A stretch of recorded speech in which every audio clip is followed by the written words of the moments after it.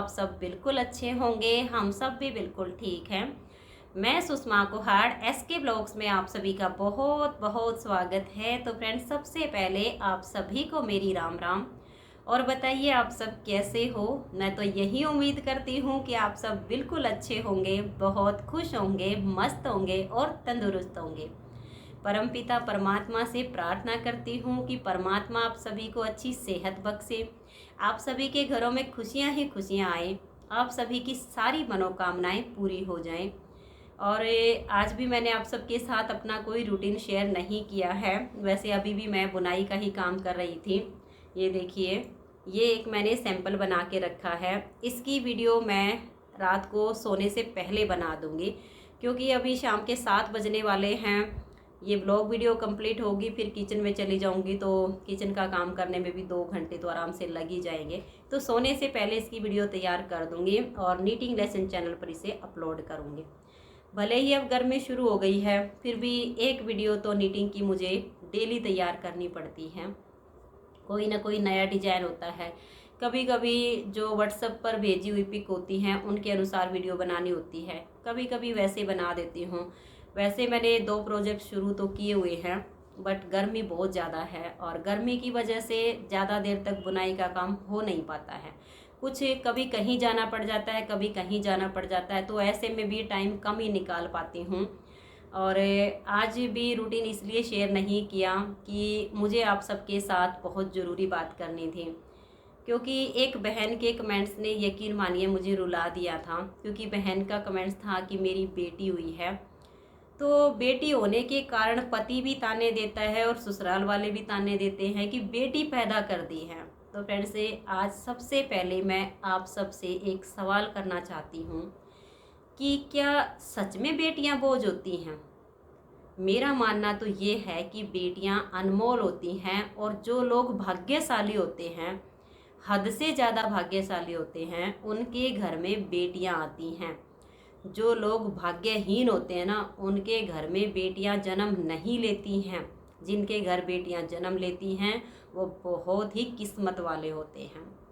तो सबसे पहले तो आप मेरे इस सवाल का जवाब ज़रूर देना कि इस समाज में आज भी ऐसे लोग हैं जो कि ये मानते हैं कि औरत ने बेटी पैदा कर दी है, खुद भी बोझ थी और एक बोझ हम पर और थोप दिया है। ऐसी सोच वाले लोगों को आप क्या कहना चाहोगी?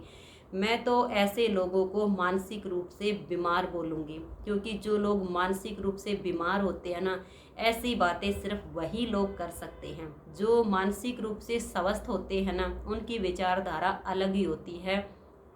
वो बेटियों को कुदरत का अनमोल तोहफा समझते हैं, वो बेटियों से प्यार करते हैं। वो कभी भी अपनी पत्नी को ये नहीं बोलेंगे कि तुमने बेटी पैदा कर दी है। तो जिस बहन ने ये कमेंट्स किया था, इसके कमेंट्स ने मुझे उस दिन रुला दिया था। मेरी आंखों में आंसू आ गए थे उसको पढ़ के कि आज भी लोग समाज में ऐसे हैं जो बेटी को बोझ मानते हैं। अरे मूर्ख, ये क्यों नहीं समझता? क्या पता आज तू जो रोटी खा रहा है उस बेटी की किस्मत से ही खा रहा हो। तेरे भाग्य में तो एक रोटी भी ना हो, और जो बेटी आई है उसके भाग्य से तेरे घर में सब कुछ आ गया हो। क्यों नहीं समझता इंसान इसको? देखिए फ्रेंड्स, मैं तो सबसे पहले तो आपको यही कहना चाहूँगी कि मेरी प्यारी बहन, आपको बेटी हुई है, तो सबसे पहले तो आपको कॉन्ग्रेचुलेसन कि आपकी बेटी है, आप एक बेटी की माँ हो। आपको बहुत बहुत बधाई हो। क्योंकि देखिए, मैं भी बेटी हूँ, मेरी कोई बेटी नहीं है। मुझे इस बात का बहुत दुख होता है कि मेरी अपनी बेटी नहीं है। हर माँ की एक बेटी ज़रूर होनी चाहिए, बट मेरी नहीं है। और शायद मैं इस बात को बहुत अच्छे से समझती हूँ कि किस्मत के बिना कुछ भी नहीं मिलता है। मेरे भाग्य में नहीं थी तो मुझे नहीं मिली, क्योंकि मैं भाग्यहीन होंगी तभी तो नहीं मिली। और जहाँ तक मैंने सुना है, जो औलाद होती है ना, वो मर्द के किस्मत की होती है, और जो धन आता है ना घर में, वो औरत के किस्मत का होता है। तो सबसे पहले तो बहन, अपने आप को कभी दोष मत देना कि ये लोग तुम्हें ये बोलते हैं कि तुमने बेटी पैदा कर दी। नहीं, तुमने तो जो कुदरत ने दिया उसको जन्म दिया है, अपना जो है जान जोखिम में डाल के। जब एक माँ बनती है ना औरत, वो सिरहाने पर कफन रख देती है, पता नहीं ज़िंदगी बचेगी भी नहीं बचेगी इस बच्चे को जन्म देने के बाद। अब किस्मत की बात होती है, कुछ औरतों की जान भी चली जाती है डिलीवरी के टाइम। तो सबसे पहले तो हर किसी को उसका दर्द समझना चाहिए कि 9 महीने इसको पेट में रखा है, जन्म दिया है, तो जन्म देते टाइम अपनी जान जोखिम में डाल के इसको जन्म दिया है। और जन्म देने के बाद फिर कोई बेटी को ये कहे कि ये तो तुमने बोझ मुझ पर लाद दिया, तो बहुत बुरी बात है यार, बहुत बुरी बात है।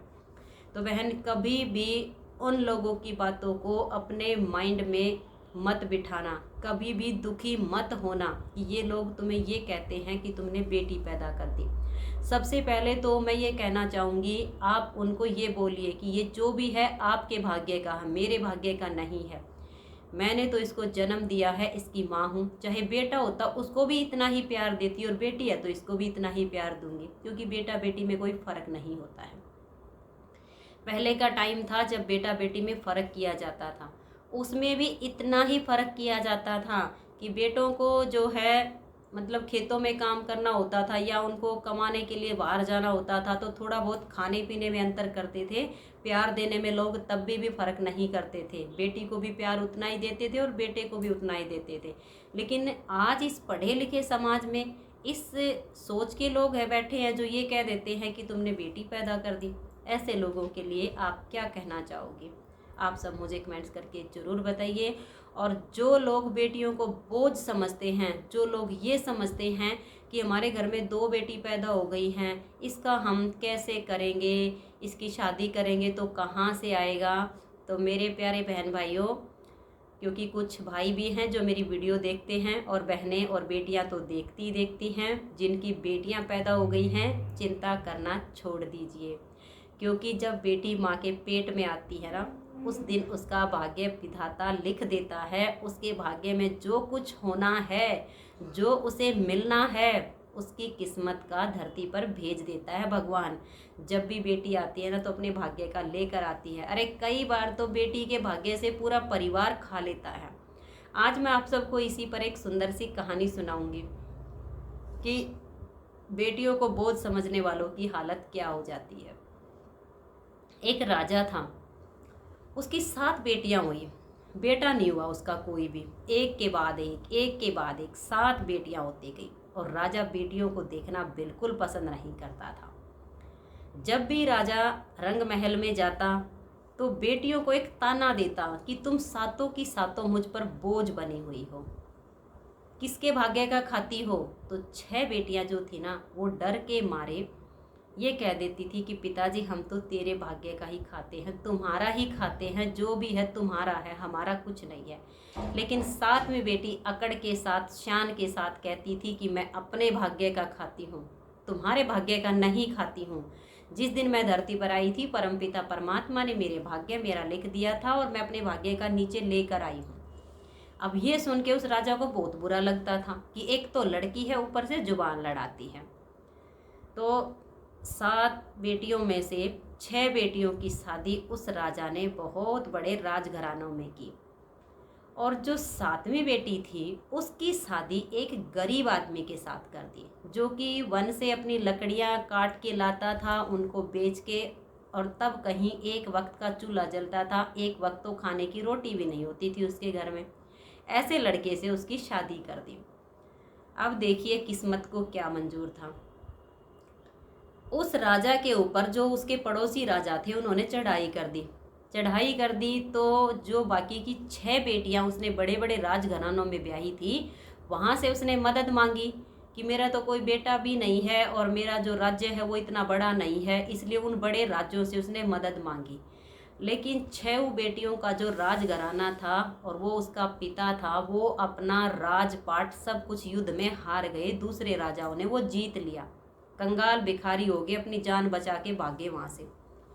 और जिस बेटी को उसने एक गरीब के साथ उसकी शादी की थी ना, तो वो लकड़हारा वन में लकड़ियाँ काट रहा था, उधर से कोई राजा आ रहा था, तो उस राजा को भूख प्यास लगी थी, रास्ता भी भटक गया था। तो उसने देखा कि ये तो एक राजा है, वो पेड़ से नीचे उतरा, उसने राजा को प्रणाम किया, उसने कहा महाराज लगता है कि आप रास्ता भटक गए हो, तो उसने कहा कि हाँ, मुझे मेरा रास्ता नज़र ही नहीं आ रहा है, कहाँ जाऊँ कहाँ नहीं जाऊँ कुछ समझ नहीं आ रहा, मुझे भूख प्यास भी बहुत ज़्यादा लगी है, 2 दिन से इस जंगल में भटक रहा हूँ लेकिन बाहर निकलने का रास्ता नहीं मिल रहा। तब उस लकड़हारे ने कहा कि राजन, मेरे पास पानी है तो रूखी सूखी रोटी, लेकिन आपका पेट भर जाएगा, खा लीजिए।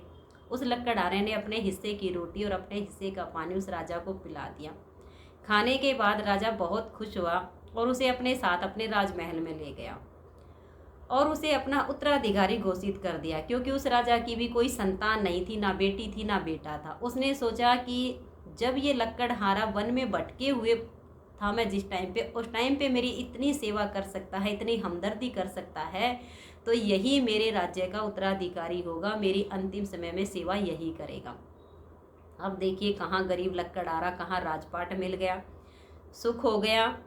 अब वो जो राजा की लड़की थी वो तो काज के सारे नियम जानती थी, सब कुछ जानती थी। उसने अच्छे से उस लकड़हारे को राजपाट के सारे नियम संभालने में, सब कुछ करने में उसकी हेल्प की।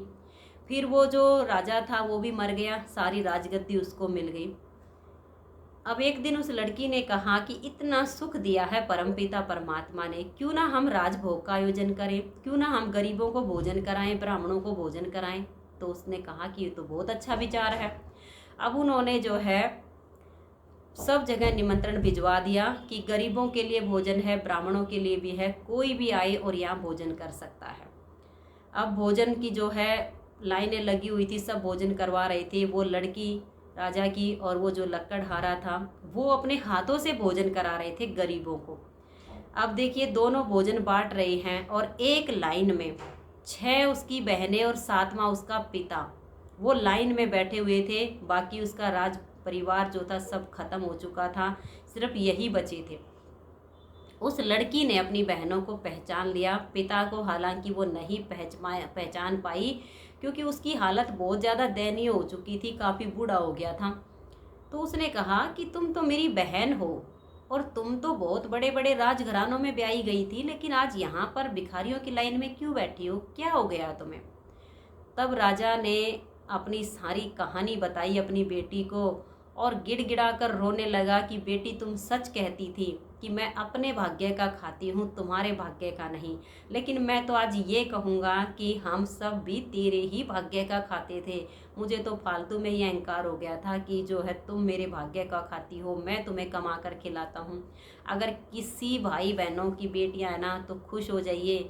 बेटियाँ बहुत अनमोल होती हैं, बहुत भाग्यशाली होती हैं। क्या पता उन बेटियों के भाग से ही खा रहे हो। कभी भी बेटियों को बोझ मत समझिए। जिसके घर में बेटी आई है, बड़ा ही किस्मत वाला परिवार होता है वो। और जो मतलब सासुएं होती हैं ना, उनकी भी एक अहम भूमिका होती है बहू को ताना दिलवाने में, मैं तो यही कहूँगी।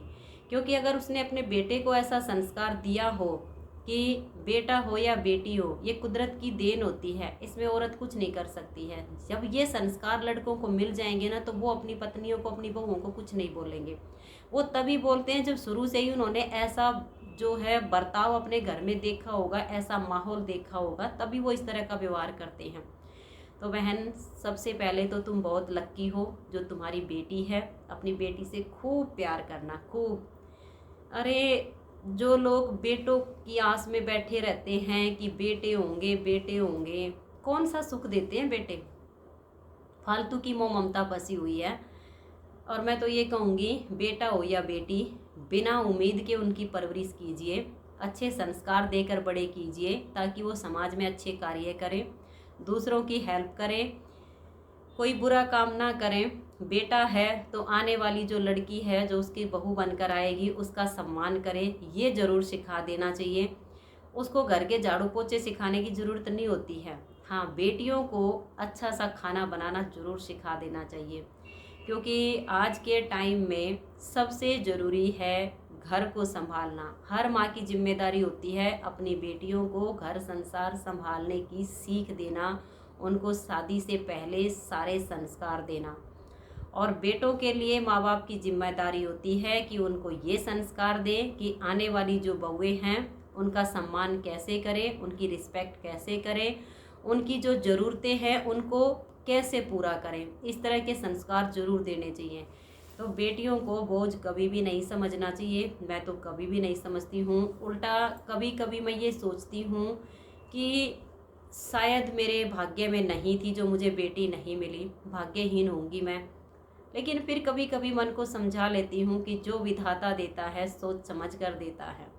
अगर भगवान ने मुझे बेटी दी होती तो गांव छोड़कर पानीपत गई थी, वहाँ जा कर के मैंने कॉस्मेटिक की जो है शॉप खोली। बेटों को छोड़कर तो मैं शॉप पे चली जाती थी, बेटी होती तो उसको इस तरह से छोड़कर नहीं जा सकती थी। दुकान नहीं खोलती तो घर गृहस्थी अच्छे से चलती नहीं। तो मतलब ईश्वर को धन्यवाद देती हूँ कि आज क्या हो रहा है, कल क्या होगा, ये केवल भगवान जानता है। इसलिए भगवान बेटा दे या बेटी दे, उसको खुशी खुशी स्वीकार कीजिए, उनको अच्छे संस्कार के साथ बड़ा कीजिए। और अगर कोई ये ताने दे एक औरत को कि तुमने बेटी पैदा कर दी है, तो सबसे पहले तो उनको ये एहसास करवाइए कि ये आपके भाग्य का, मेरे भाग्य का नहीं है। ये तुम्हारी किस्मत में था, इसलिए ये इसने जन्म लिया है। और मुझे तो बेटा भी इतना ही प्यारा और बेटी भी इतनी प्यारी। और इसी विचारधारा के साथ अपने बच्चों की परवरिश कीजिए। तो फ्रेंड्स, आज की ये वीडियो आप सबको कैसी लगी, आप सब मुझे कमेंट्स करके ज़रूर बताइए। और बेटियों को भगवान का दिया हुआ अनमोल तोहफा समझिए। जिसके घर में बेटियां हैं बहुत ही भाग्यशाली हैं। तो आज की इस वीडियो में यहीं पर एंड कर देती हूँ, आप सबसे विदा लेती हूँ। मिलती हूँ एक अच्छी सी वीडियो के साथ, तब तक के लिए आप सभी को मेरा प्यार भरा नमस्कार। बहुत सारी बहनों के कमेंट्स हैं जिनका मुझे इसी तरह से वीडियो बनाकर रिप्लाई देना है, लेकिन एक एक करके वीडियो बनाऊंगी। एक वीडियो में सारे विषय पर बात नहीं की जा सकती है, अपने विचार नहीं रखे जा सकते हैं। मेरे जो विचार हैं बेटियों के लिए वो मैंने रख दिए हैं। अब आप सबके क्या विचार हैं वो मुझे कमेंट्स में ज़रूर बताइएगा। तब तक के लिए आप सभी को मेरा प्यार भरा नमस्कार। राधा स्वामी, राधे राधे, जय श्री राधे, बाय बाय।